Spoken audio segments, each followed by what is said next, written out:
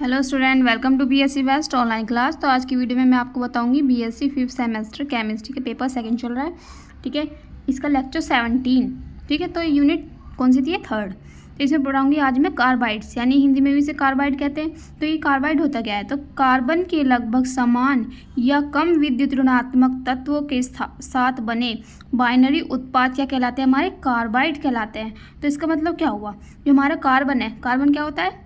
Carbon का प्रतीक होता है C। ठीक है, तो कार्बन के लगभग समान, यानी कार्बन जितने होंगे उतने ही क्या होंगे उसके, या फिर उससे कम विद्युत ऋणात्मकता तत्व, यानी विद्युत ऋणात्मकता मैंने पढ़ाई हुई है क्या होता है? विद्युत ऋणात्मकता, इलेक्ट्रोनेगेटिविटी। ठीक है, तो उसके समान क्या बनाते हैं? बाइनरी उत्पाद बनाते हैं। तो देख लेते हैं एग्जांपल इसके। Al4C3, तो ये जो हमारा Al है वो किसके साथ? कार्बन के साथ उत्पाद बना रहा है। कैसा? बाइनरी, मतलब ये इससे थोड़ा सा, मतलब 3 से वो है, इससे ज़्यादा है 3 से Al। ठीक है, और यहाँ पे क्या है? CaC2 और BeC2Mg2C3। ठीक है, ये क्या है? हमारे एक कार्बाइड है, यानी कार्बन के साथ जो हमारा संयोग करके उत्पाद बनता है उसे कहते हैं कार्बाइड। ठीक है, तो देख लेते हैं आगे। अब देखते हैं कार्बाइड का वर्गीकरण, यानी क्लासिफिकेशन ऑफ कार्बाइड्स। तो इन्हें 3 वर्गों में विभाजित किया जा सकता है। पहला क्या है? आयनिक कार्बाइड, इसे इंग्लिश में भी आयनिक कार्बाइड्स कहते हैं। और जो हमारा दूसरा है वो क्या है? संयोजी कार्बाइड्स, इसे कोवलेंट कार्बाइड्स।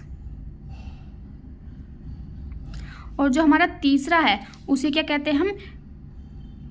Interstitial carbides. तो ये क्या हमारा? अंतराली, ये क्या लिखा है? अंतराली कार्बाइड्स, यानी इंग्लिश में कहते हैं इंटरस्टिशियल कार्बाइड्स। तो पहले इसमें हम देखेंगे आयनिक कार्बाइड्स, फिर उसके बाद देखेंगे संयोजी कार्बाइड्स, तीसरा देखेंगे हम अंतराली कार्बाइड्स। तो सबसे पहले हमने डाल दिया यहाँ पे हेडिंग आयनिक कार्बाइड। तो आयनिक कार्बाइड्स होता क्या है? तो आयनिक कार्बाइड्स में जो समूह हमारा 1, 2, 11, 12, 13, ये वाले हमारे आवर्त सारणी में जो समूह होते हैं 1, 2, 11, 12, 13, ये इनके तत्व क्या कहलाते हैं? कार्बन के साथ आयनिक कार्बाइड्स बनाते हैं। तो ये जो हमारे समूह है ना पीरियोडिक टेबल में, यानी आवर्त सारणी में, ठीक है, तो यही समूह वाले जो कार्बन जो तत्व हैं वे ही कार्बन के साथ क्या बनाते हैं? आयनिक, ये वाले आयनिक कार्बाइड्स बनाते हैं। तो देख लेते हैं। धातु को कार्बन के साथ विद्युत भट्टी में गर्म करने पर क्या बनाता है? हमारा आयनिक कार्बाइड बनता है। तो इसकी बनाने की विधि है, तो हमने देख लिया यहाँ पे Be ओलिया और क्या लिया हमने? कार्बन। जब ये दोनों हम क्रिया कराएंगे 2200 से 2300 डिग्री का 2300 केल्विन पर गर्म कराएंगे विद्युत भट्टी में, तो क्या होगा हमारा? Be2C+2CO, यानी ये क्या बना? हमारे कार्बाइड्स। ये हमारा कार्बाइड है, कार्बाइड्स बना। और क्या निकला यहाँ से? कार्बन मोनोऑक्साइड गैस निकली। तो जो हमारे कार्बन, ये हमने पढ़ा आयनिक कार्बाइड, इनको हम विभाजित करेंगे। अब पहले हमने देखा, हमने कार्बाइड को विभाजित करा कितने भागों में? 3 भागों में। अब फिर हमने आयनिक कार्बाइड की हेडिंग डाली, तो अब हम क्या करेंगे? आयनिक कार्बाइड को क्लासिफिकेशन करेंगे। तो आयनिक कार्बाइड को हमने कितने भागों में विभाजित करा? 3 भागों में। पहला क्या है? मैंथेनाइड्स, दूसरा है एक्टिलाइड्स, और तीसरा क्या है? एलिलाइड्स। ठीक है, तो मैंथेनाइड देख रहे थे पहले हमने, फर्स्ट आइड डाल ली मैंथेनाइड्स। तो मैंथेनाइड होता क्या है? ऐसे कार्बाइड जो जल अपघटित होकर मैथेन बनाते हैं। ठीक है, तो इसमें क्या कहा है? जो हमने आयनिक कार्बाइड पढ़ा उसके भी हमने 3 भाग करे। कौन से?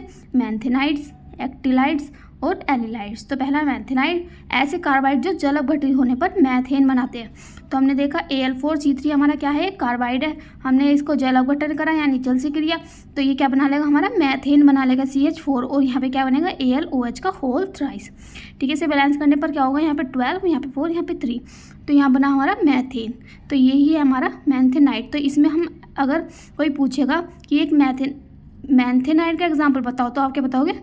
Al4C3। ठीक है, ये Al4C3 क्या है? हमारा मैंथेनाइड है, क्योंकि ये जल अपघटन करने पर क्या बना है? हमारा मैथेन। ठीक है, तो हमने ये पढ़ लिया। अब पढ़ेंगे हम एसिटिलाइड्स। ये है हमारा एसिटिलाइड्स दूसरा। तो ऐसे कार्बाइड जो जल अपघटित होकर क्या बनाते हैं? एसिटिलीन। यहाँ पे एसिटिलाइड्स में एसिटिलीन होगा। ठीक है, एसिटिलीन बनाते हैं। तो एसिटिलीन का फॉर्म क्या होता है? C2H2। तो हमारा एग्जाम्पल देखा CaCl2 CaC2 प्लस इसका क्या करेंगे हम जल अपघटन, तो H2O से क्रिया करेंगे तो क्या बना लेगा हमारा एसिटिलीन। तो इसमें यही कहा था जो हमारे कार्बाइड जल अपघटित होकर एसिटिलीन बनाते हैं उसे क्या कहलाते हैं एसिटिलाइड्स। तो इसका एग्जाम्पल क्या हुआ, कोई पूछेगा कि एसिटिलाइड्स का एग्जाम्पल बताओ तो क्या आप बताओगे CaC2, ये है हमारा एसिटिलाइड्स का एग्जाम्पल। ठीक है, थर्ड है हमारा एलिलाइड्स। ठीक है, एलिलाइड्स बताया मैंने थर्ड। तो ऐसे कार्बाइड जो जल अपघटित होकर क्या बनाते हैं एलिलीन बनाते हैं। तो एग्जाम्पल देख लेते हैं Mg2C3 प्लस क्या करेंगे हम जल अपघटन, तो क्या बना लेगा MgOH का whole twice plus CH3 single bond C triple bond CH, ये क्या है हमारा एलिलीन। ठीक है, ये हमारा बना क्या बनाते हैं ये एलिलीन बनाते हैं। तो ये क्या हुआ हमारा एलिलाइड्स कहलाया, कौन सा ये, तो इसका एग्जाम्पल हुआ Mg2C3। ठीक है, ये है हमारा एलिलीन।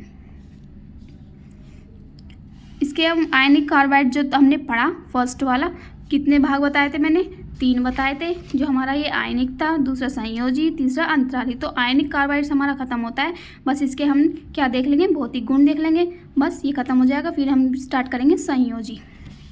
ठीक है, तो इसके भौतिक गुण देख लेते हैं आयनिक कार्बाइड्स के भौतिक गुण। फर्स्ट है इसमें यह रंगहीन मुलायम क्रिस्टलीय ठोस पदार्थ होता है। तो ये कैसा है, एक रंगहीन क्रिस्टलीय मुलायम ठोस पदार्थ होता है। सेकंड है इसमें विद्युत के कुचालक होते हैं, यानी इसमें से विद्युत प्रवाह नहीं होती। थर्ड है इसमें ये उत्तम अपचायक होते हैं, यानी अपचायक की तरफ व्यवहार करते हैं। ठीक है, ये कंप्लीट हुआ आयनिक कार्बाइड्स। अब दूसरा देख लेते हैं हम संयोजी कार्बाइड्स। ठीक है, कौन सा कार्बाइड्स के हमने 3 भाग बताए, पहला आयनिक, दूसरा संयोजी, तीसरा अंतराली। तो ये कौन सा है दूसरा। तो देख लेते हैं इसे इंग्लिश में क्या कहते हैं कोवलेंट कार्बाइड्स। कार्बन लगभग अपने समान विद्युत ऋणात्मकता वाले तत्व के साथ संयुक्त होकर संयोजी कार्बाइड्स बनाता है। ठीक है, तो इसमें क्या कहा है जो हमारा कार्बन है वो उसके अपने समान ही विद्युत ऋणात्मक वाले तत्व के साथ संयुक्त होकर क्या बनाता है संयोजी कार्बाइड्स। तो इसका एग्जाम्पल देख लेते हैं, ये क्या है हमारा बोरोन और ये सिलिकॉन। तो ये इसके साथ किसके साथ कार्बन के साथ क्रिया कर लेगा तो क्या बनेगा B4C और SiC। तो ये क्या है हमारे ये दोनों हुए हमारे संयोजी कार्बाइड्स।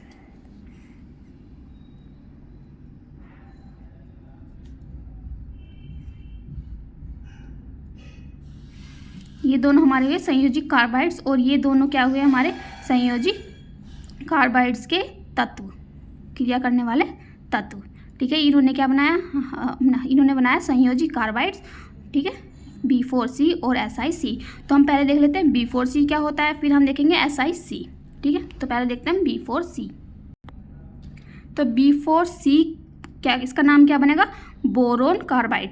तो ये बोरोन कार्बाइड्स और दूसरा देखेंगे हम SiC यानी सिलिकॉन कार्बाइड्स। तो इसमें 2 ही हैं बस। ठीक है, फिर आपका ये सेकंड वाला संयोजी कार्बाइड्स कंप्लीट हो जाएगा। तो हम देख लेते हैं पहले B4C।